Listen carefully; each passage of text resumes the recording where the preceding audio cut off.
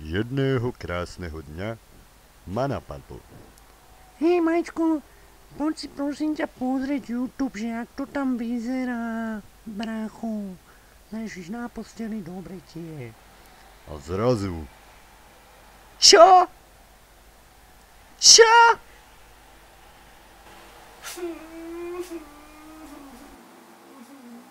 Takže ľudia, chcel by som vám všetkým poďakovať, ktorí ste kedy na tomto videu boli a na tomto mojom kanáli. Som rád, že ste ma tak podporovali, ale musím skončiť. Dostal som dislajky, končím. A nie, robím si. Zdravičko ľudia, moje meno je Komikso a vítam vás pri dnešnom novom videu.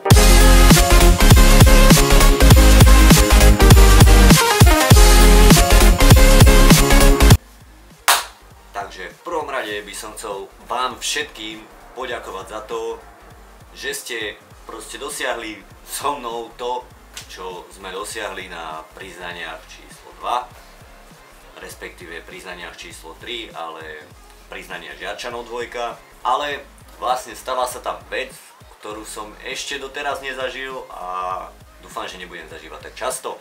Ide o to, že som dostal prvé palce dolu. Neviem, čím to je, ľudia, že či jednoducho sa vám to video skutočne veľmi nepáčilo, alebo je to tým, že niečo bolo cielené voči mne, aj keď na tých priznaniach Žiarčanov 2 si to až tak nemyslím, ale sú tam v podstate dislajky na 3 videách.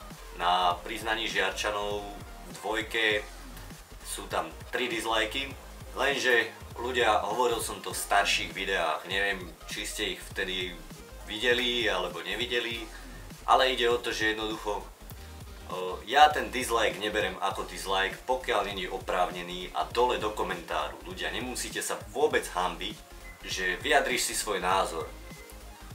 Dole, aj ten palec, ale takisto aj ten komentár majú spolu nejaký súvis.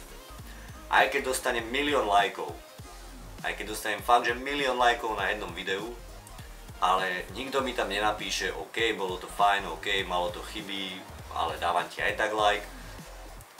Jednoducho je to viac menej nič.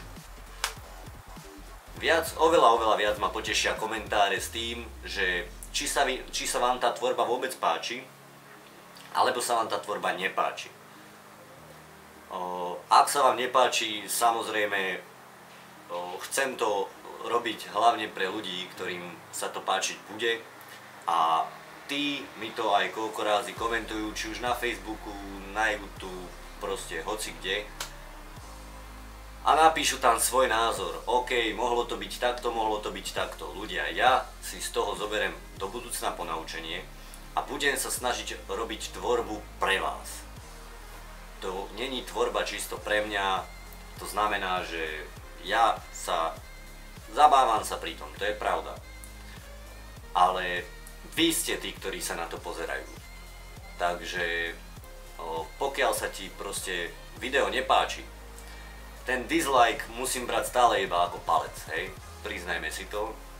Ten dislike jednoducho musí byť niečím oprávnený. Ak mi dáš dislike a dole do komentárov napíšeš, že prečo si mi ten dislike dal, vtedy ti ver tomu, ak to bude skutočne, že kritika, nie je žiadne také, že lebo si špatný, lebo si kokot, lebo si hento tamto, tak ti dávam dislike, ale ak tam bude skutočne napísané, že počúvaj, toto sa mi fakt nepáči, mal by si začať s inou tvorbou, poprípade navrhnúť nejakú tvorbu, ktorú mám začať robiť a skúšať to.